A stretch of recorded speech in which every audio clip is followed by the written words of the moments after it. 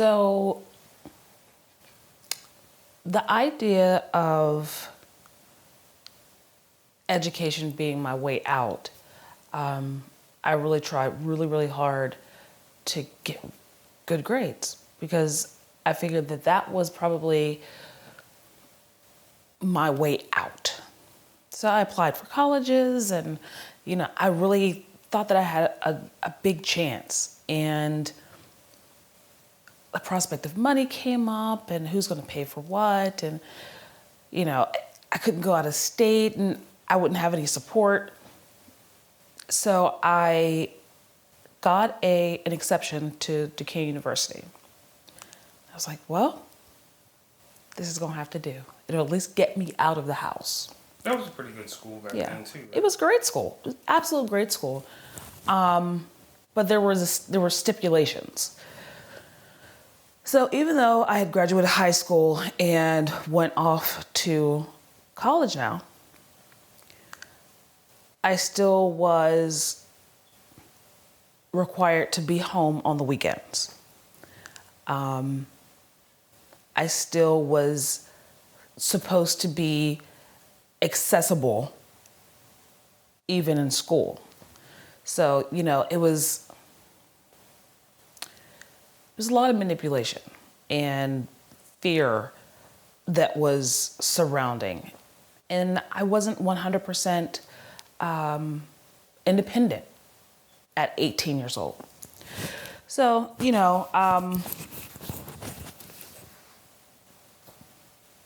I was still a prisoner. I was outside. It was like I was on house arrest still. Check in every day. And Yeah. things like that. I had to call. And that on top of doing schoolwork, that had to be stressful. Yeah, it was. But then there was also the idea or the other side of it. All this traumatic, physical, emotional, sexual abuse that was going on home. I was in college. Now, this is a whole new group of people that didn't know me.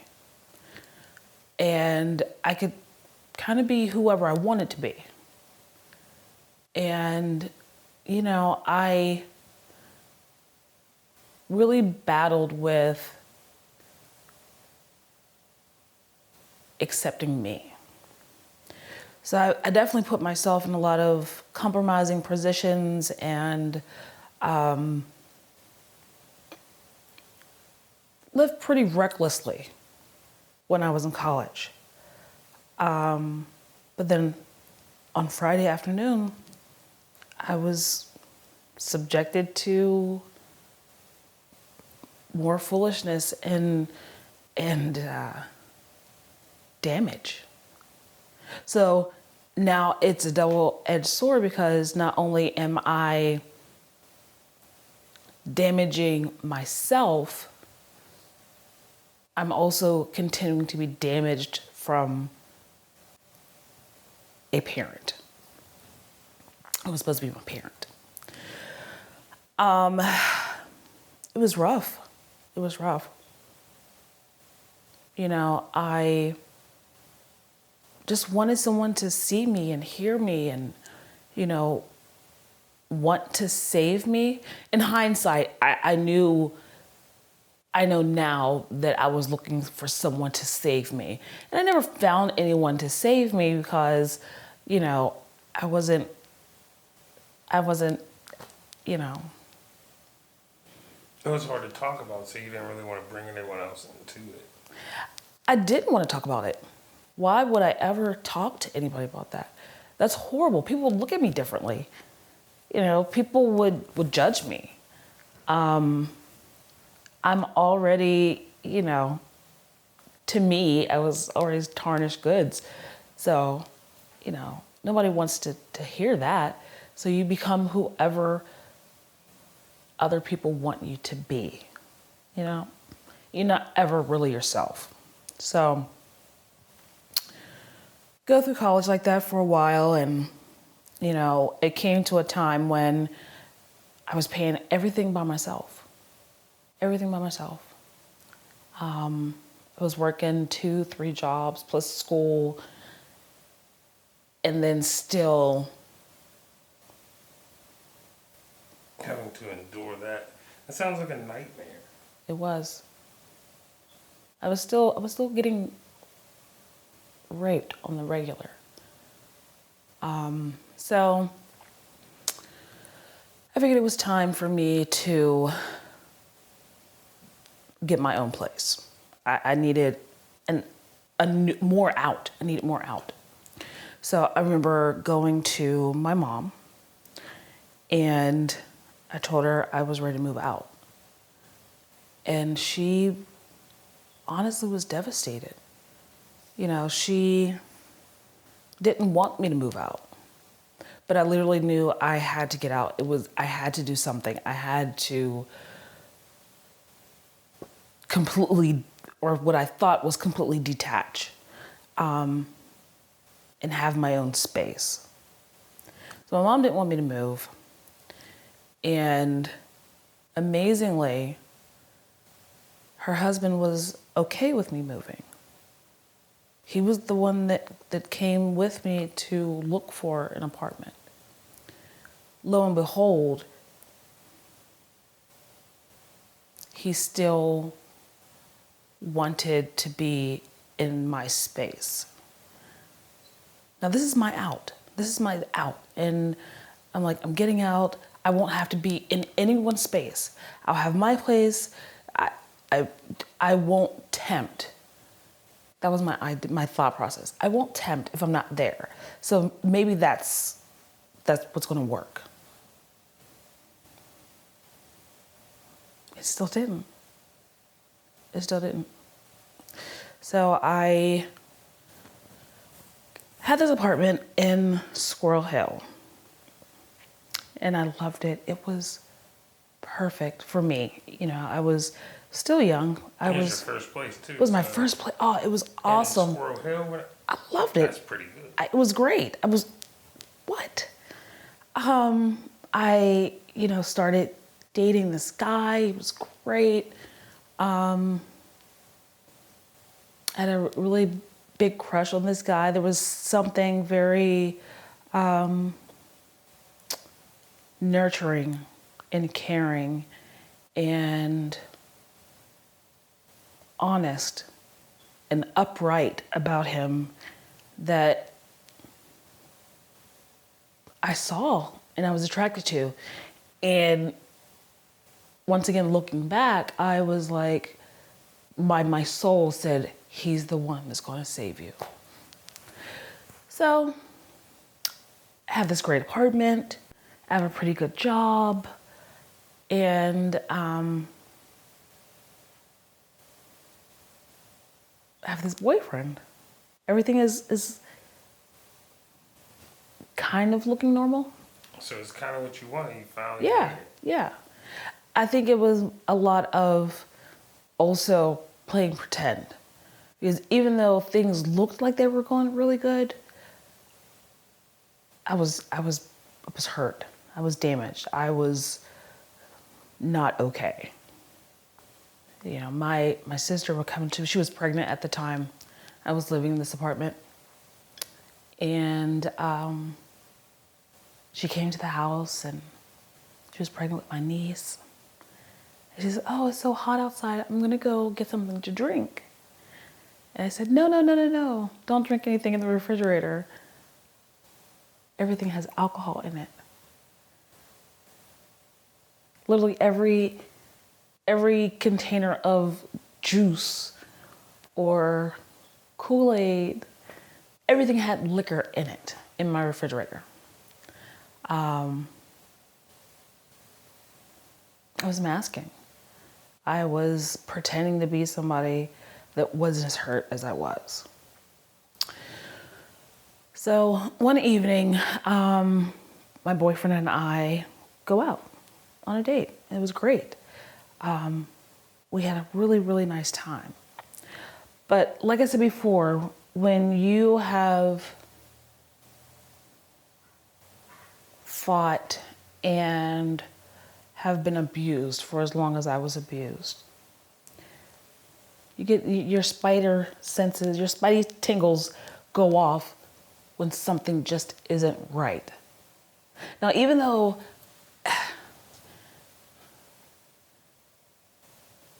the day is going okay, there's just something. You're almost expecting something to happen. Almost like you can sense. You can feel it. You can feel it. You're like, I'm not having an okay day, but there's something around the corner. You literally feel it. Your defenses go up. So me and my boyfriend on this date, and I get home to my apartment, and he comes in, and I feel it. There's like energy. So I see the light on my answer machine. That's going way back. I see the light on my answer machine blinking. So I just go over. Now, back in the day, answer machines were really loud. So they were, like, if you press play, you're just pressing play, and it's just, Well, it was a long press of that play because I just felt like something is going to happen. And it was almost like the start of a race. So I turned the answer machine on, and it was call after call after call after call. I think it might have been 40 messages. 40 messages. 40 messages from my stepfather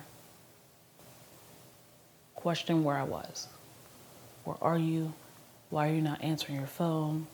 You should be home. Just everything. And the last one, so I'm going through these calls. And the more the messages come through, I'm just bawling. Just bawling. And my boyfriend looks at me and he knows this is so off, this is so wrong, there's something not right. And he opened that door. And he said, "What's going on? Talk to me. Please tell me what's going on." And I looked at him, and for the first time,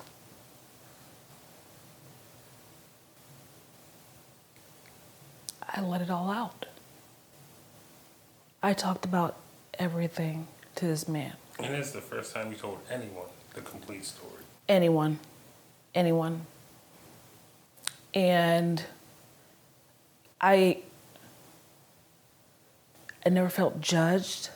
I never felt less than as I was speaking to him.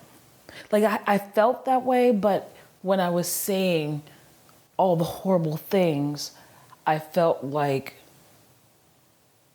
he was going to help me. So it was a really, really long night. And he tells me that in the morning, we're going to go to the police station. And we're going to tell the police. And he supported me. Now, you have to understand, he was my boyfriend, yes. But he was still like new boyfriend. Like within the first 6 months, boyfriend. So I really, really liked him. I had a crush on him for so long. And we were still learning each other. We were still figuring each other out. We were still learning each other's quirks and things like that.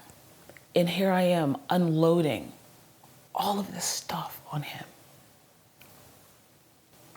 And I never wanted to do that to anybody, because it's a lot.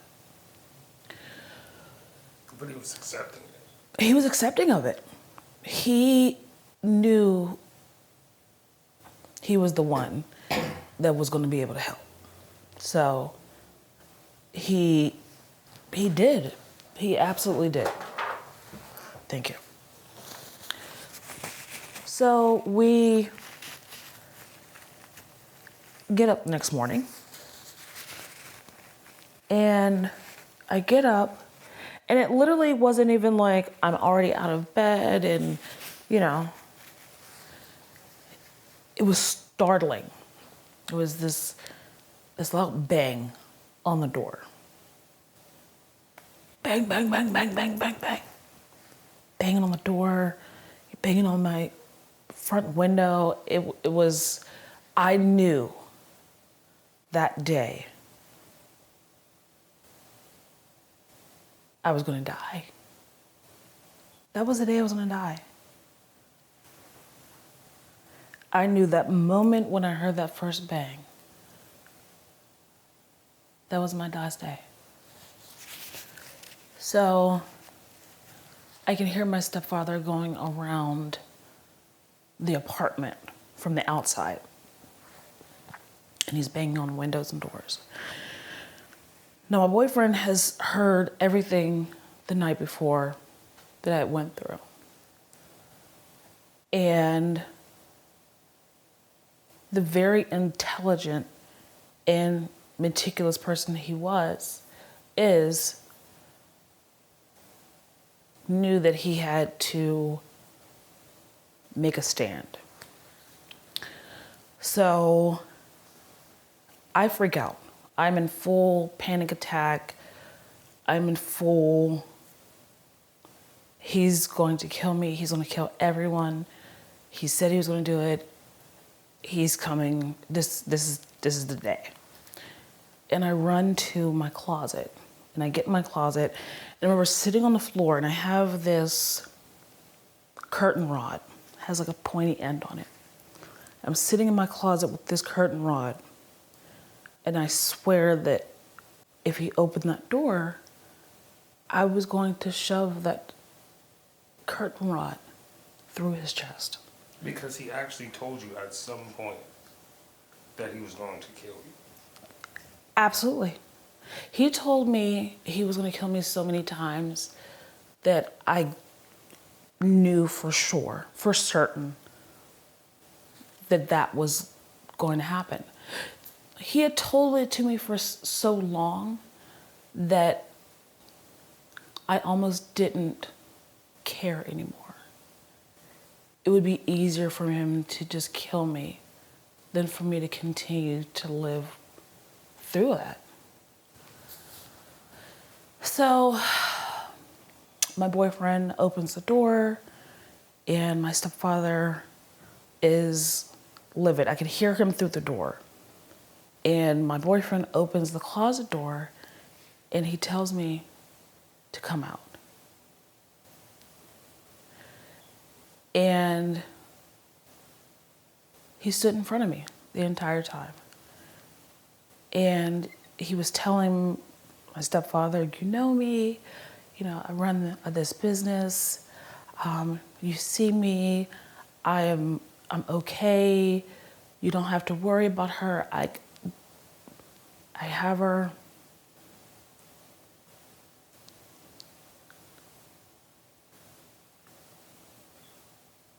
The sheer anger that I saw on that man's face that day was terrifying.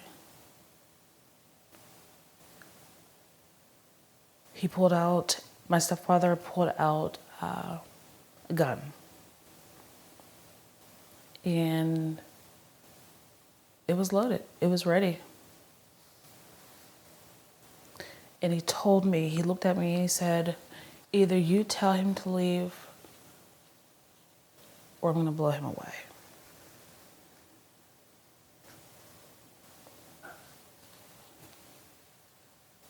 Now here I am face to face with the decision that I was told for so long. Now it is here. This is the moment. And for the first time, I was able to say something that I never thought I would say. And I told my stepfather no. I told him no. I didn't want my boyfriend to leave. So by this time, my stepfather's like waving the gun. He's yelling and angry, and it was just chaos. And my boyfriend says, it's fine, I'll talk to you later. I'm just gonna go. And my heart broke. My heart broke right there. Because I thought this man just didn't want to deal with this, and he gave up. I told this one person, and he's leaving me. So my boyfriend walks out the door. Now when he leaves the door, I now am in panic mode. My stepfather pushes me to the back room and, kind of hits me, and he tells me to get undressed, and he's undressed. Now mind you, the whole time he has the gun. He has his gun. He has his gun in his hand. And I know that there's one in the chamber. I know there's one in the chamber ready.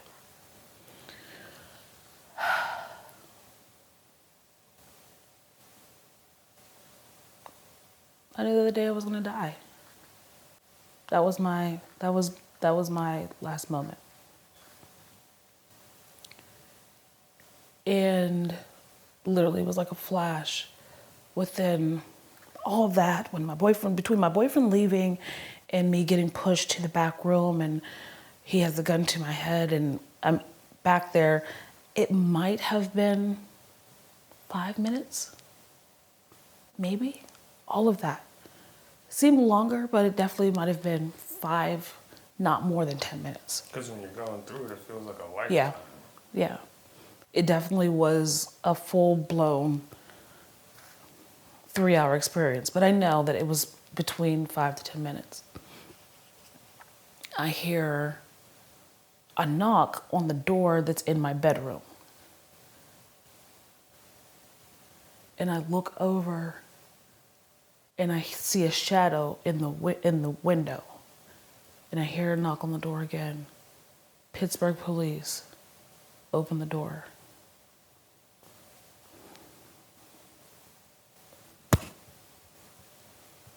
Music to your ears. And then I got scared. And I thought, this could end very badly if I don't play it cool. Play it cool. And I remember hearing myself saying, play it cool, play it cool, play it cool. So I'm in tears, I'm sweating, everything is going on. And he says, Pittsburgh, please open the door. My stepfather looks at me, takes the gun apart, throws the gun on the bed and the clip behind the door. And he says, you go out there and you tell them you're okay and that they could leave. I remember wiping my face. And I said, okay.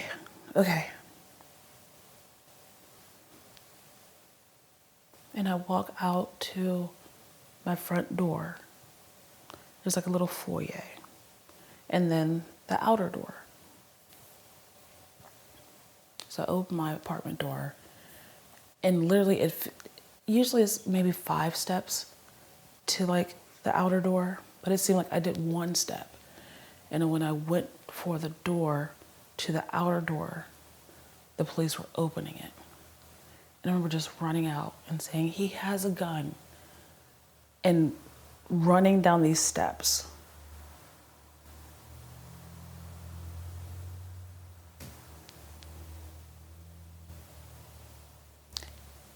And in that moment, I was fearing for my life.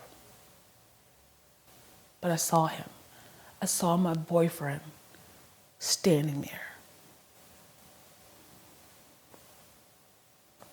So I later find out that when my boyfriend left, he happened by chance to see a cop car coming up the street, and he jumps in front of the cop car, stops the cop car, and tells them what's going on.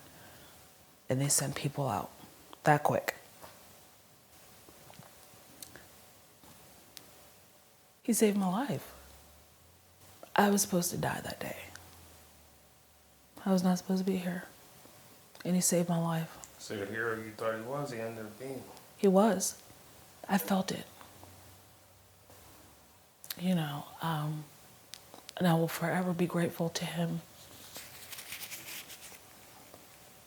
Because he really put himself in harm's way to save me. Do it again. Okay. So here I am, just ran down these steps. So I'm seeing cop cars, there's people all around, everything's a blur, but I see my boyfriend. And I remember just collapsing into his arms. He saved me. And that's when everything was just kind of just all over the place. So they throw me in the back of a cop car and rush me away. And they take me to police station. Can't remember what police station. It was a real small police station. I remember thinking, where are we? Like, I was in Squirrel Hill, but I've never seen this police station before. But anyway, get to the police station, and here is my time. I guess all of those days, those hours, those moments that I questioned whether or not I would live to see the next day. Would this be the moment that he rapes me again? Would this be the moment when, I want to kill myself? All those moments, all that time culminated to this moment. So I remember sitting in this really cold room, and a police officer comes in and he says, "Tell me what happened."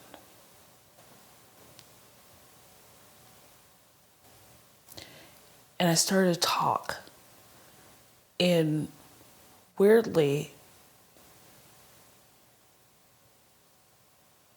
it came out easy. Now, mind you, I had only spoken to one other person in this whole wide world, one other person at the time that I had told all of these stories to. But now I was in front of this second person that I had to repeat all of the horrible, terrible things that had happened to me. And I was able to say it. And I told him everything. And the look on this police officer's face was just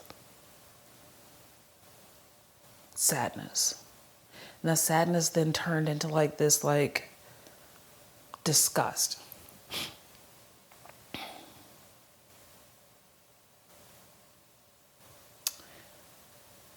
So here I had told two people. People are going to know. People are going to find out. This definitely is going to be on the news. I have to call my mom. I remember calling my mom, and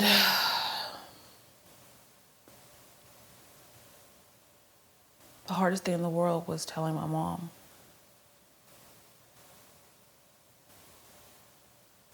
Because I didn't want her to judge me. And I didn't want her to be sad and devastated and hurt and all of these things. I didn't want that for my mom.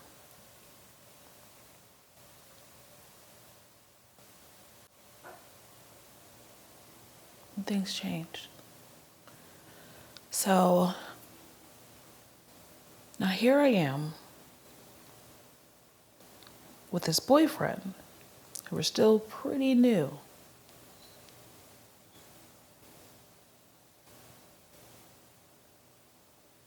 And our relationship has now been sped up so far. So now I move in with him, not only for safety and security, but because I felt comfortable with him, right?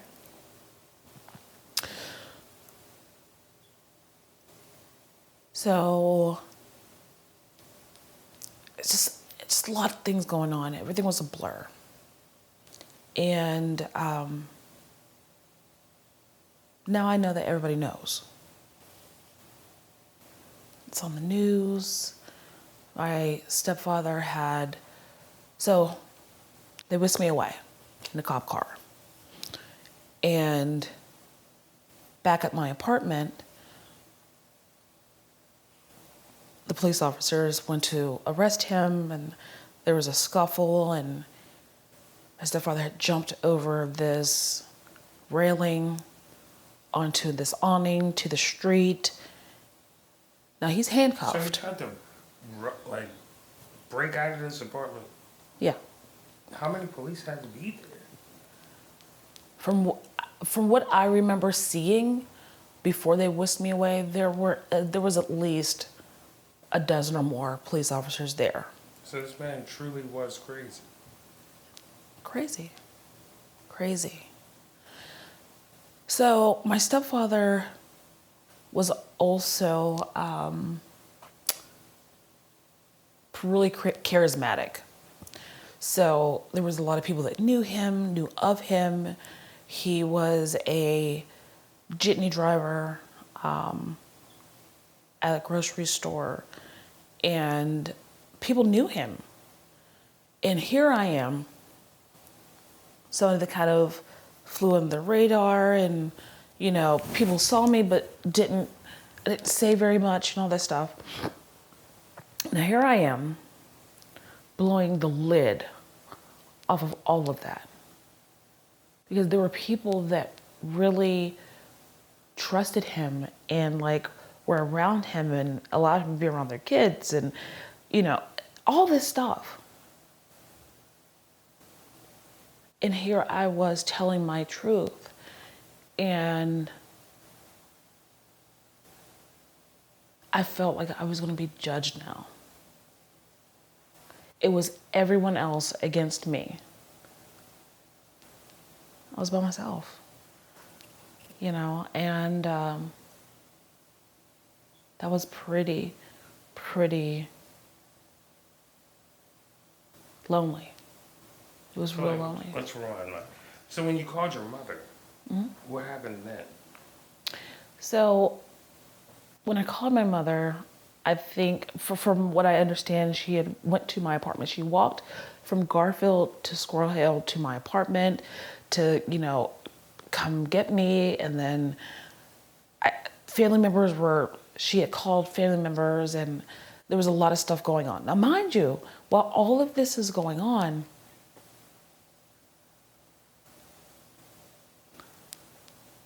I'm still by myself. I'm at my boyfriend's house, but still pretty much by myself. I had talked to family members, some of the elders in the family, and things were really confusing because I felt like I didn't know who to trust, and I didn't know. I was just all over the place. It was a really scary time. I felt very much by myself. So my stepfather went to jail, and we'll fast forward to the first preliminary hearing. First preliminary hearing, I have an advocate with me. I have my boyfriend with me. My aunt was with me, and go into the courtroom. And I see my mom walk through the door. And it's weird because I see my mom with a briefcase. I remember specifically being my stepfather's briefcase.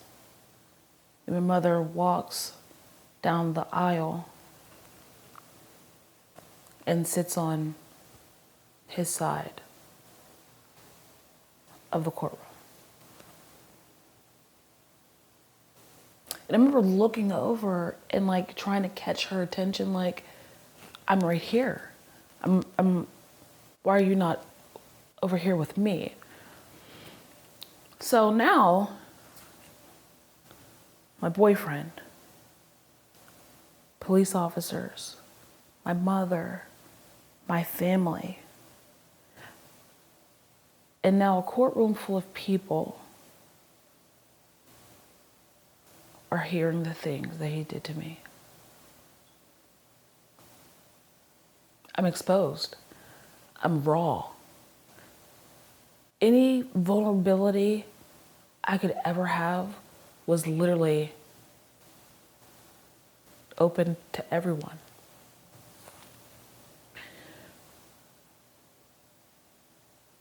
And being so young, it was my early 20s. I was 20 actually.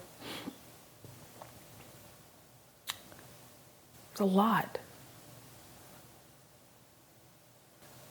And preliminary trial is over. My stepfather goes back to jail. And by this time, I'm tired. I am exhausted. I am hurt. I am beat up. I am anything, all of that stuff. And I remember leaving the courtroom and I have my advocate and we walk off to the side. And my mom comes up and she's talking to me. But it wasn't like my mom was talking to me like a hurt, concerned mom. My mom was talking to me as if she was self-preserving.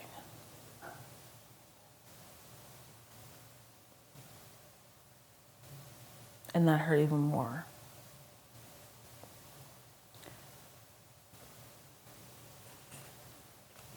I never thought I'd be in that position where there was a clear line drawn as to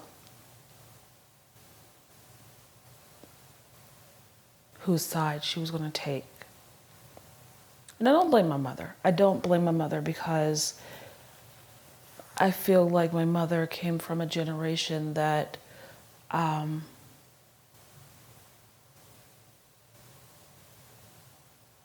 you preserve your family and you hide things, you sweep things under the rug.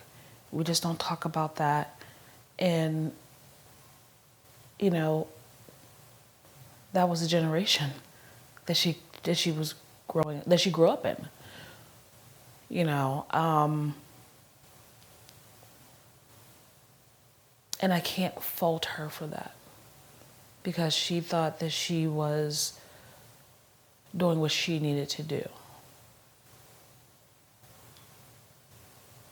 You know. So now here I am, and the one person that I felt was supposed to have my back 100%, you know, fight for me, go to war for me, go to bat for me, be there when I couldn't be there for myself. That person drew that line. And I thought if my own mother could not accept what she heard me say, or accept that the man that she married did these things to me,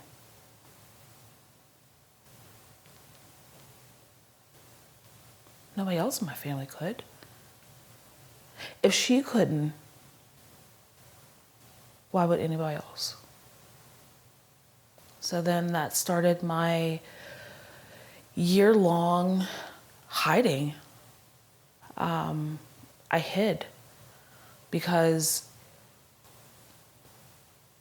I felt like even though my stepfather was in jail, that he would still get me. He knew people. He was a violent person. He was evil snake person. The things that this man got away with was horrible. So I ducked and dodged for a year. For a year.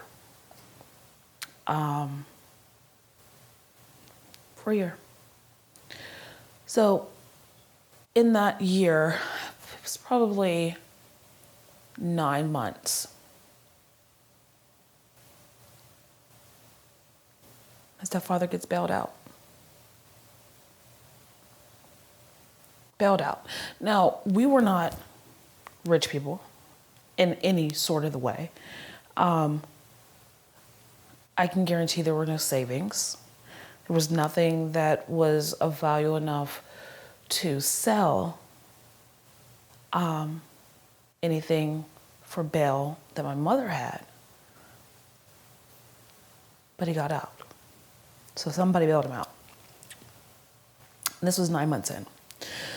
So by this time, I am working at this one job. And I had an apartment that was in a really crusty basement of this old Victorian house. But there was a basement apartment. And there was one other gentleman that lived across the hallway from me, a really nice guy. But I lived in this basement apartment, studio. And I had went to my sister's house for the weekend, and I was coming home on a Sunday. And I walk into my apartment, and there was a can of Red Bull beer. They don't even make it anymore. There was Red Bull and Blue Bull beers. I didn't drink beer at the time. I drank liquor, but I didn't drink beer. There was this can of beer on my dresser.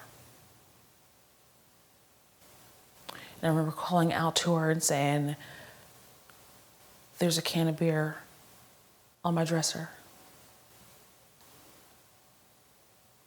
I knew he had found me. I knew that those 9 months of me bouncing back and forth and traveling everywhere, I knew he had found me. So immediately, we start packing up my things, and I move out right then and there. No waiting, nothing. Mind you, I found this beer, and I'm starting to move, like pack stuff up, because I've been found. So I start packing things up, and I remember picking up my TV, and I had a little box TV. I remember picking up my TV and realizing that the cord to my TV had been cut.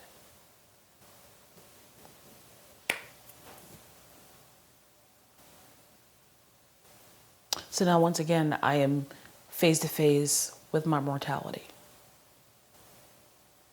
I don't know what would have happened if I would have stayed the night. But I wasn't going to give it a chance. Packed up, left. So I am now living in a secluded area with my sister and her husband and her brand new baby, and things are looking normal for the most part. Once again, I'm in a position where I am the new person. No one really knows me. I can be whoever I want to be. No one where I was could connect me to the person that all these horrible things had happened to. So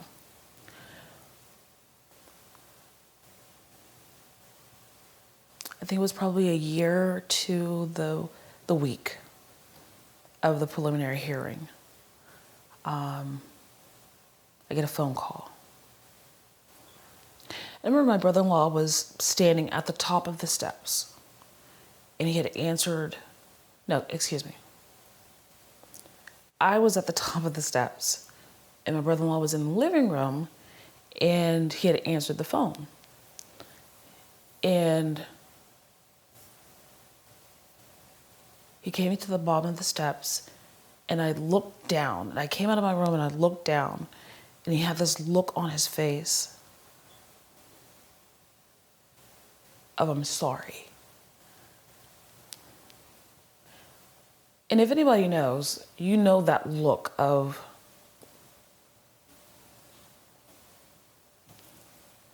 and I'm like, what's wrong? What's wrong? And the phone rings again, and he answers the phone, and he gives me the phone.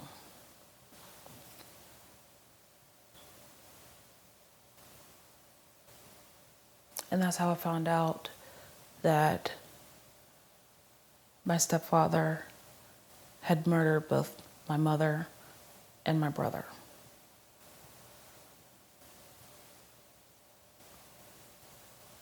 Everything that he said that he would do, he did to me. And the one last thing that he said he would do, if I ever told, he did.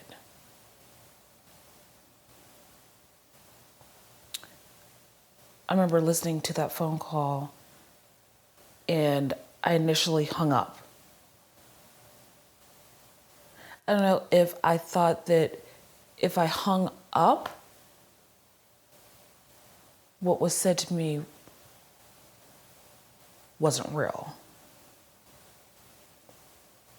Then I get the phone call again, and this time it really sunk in. It really got a hold of me and sunk in. And I remember falling down the steps and laying there, devastated, gone, crushed. So he picks me up, and it was a big blur. And my grandmother had lived with my mother and my stepfather and my brother. And by this time, she was incapacitated. She had, by that time, 2 heart attacks and 3 strokes. My superhero grandmother couldn't help. She physically could not help. And when my mother and my brother were murdered,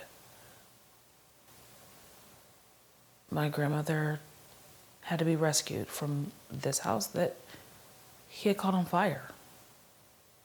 He was going to cover it all up.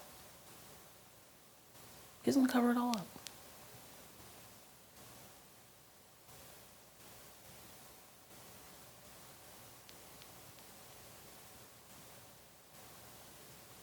And that was the beginning of a journey through hell, a journey through rediscovery, a journey through being okay, being who I was and who I am, a journey of forgiveness, a journey of strength,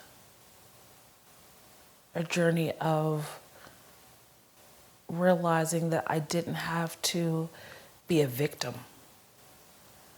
It's a long journey. It's a long journey. But I knew that I couldn't continue to sabotage myself because of the things that happened to me.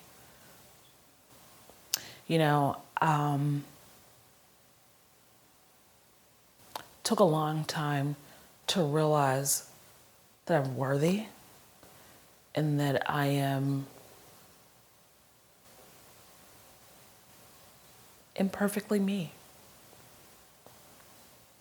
through trauma and hurt and heartache and damage, there is a light on the other side.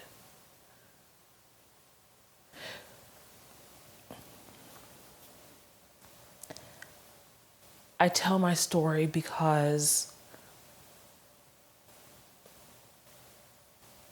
so many times we discredit the things that we've gone through with, that's just how it is. And it's not.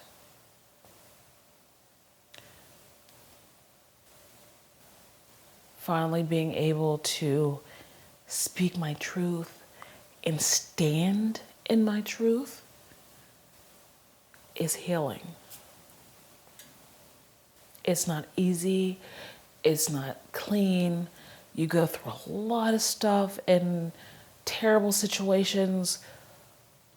But on the other side, once you get to the point where you forgive yourself and allow yourself to go through all of the stages of grief and hurt and pain and emotion, you can go through all of those steps and make it through the other side and realize, I made it through that.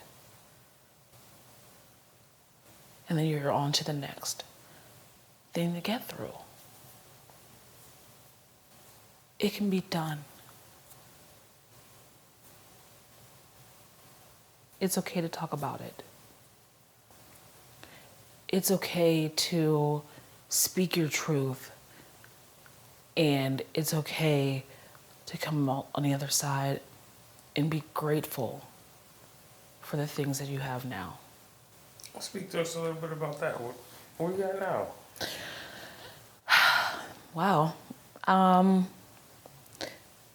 live a very calm and peaceful life now.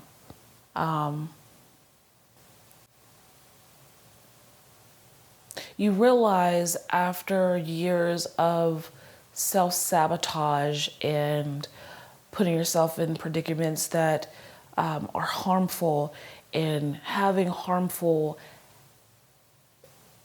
habits and putting yourself in these positions because of the things that you have gone through.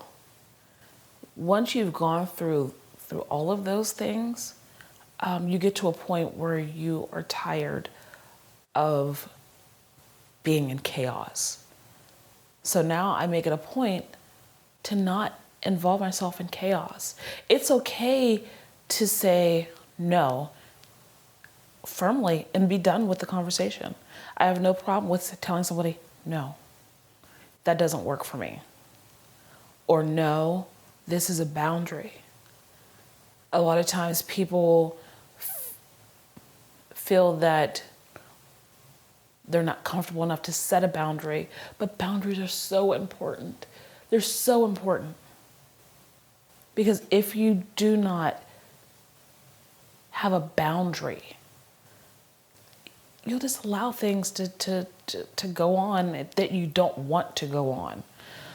I'm happy. I'm happy within myself. I'm happy being who I am. I wake up every morning and I'm grateful. I don't have much. You know, I'm not a millionaire.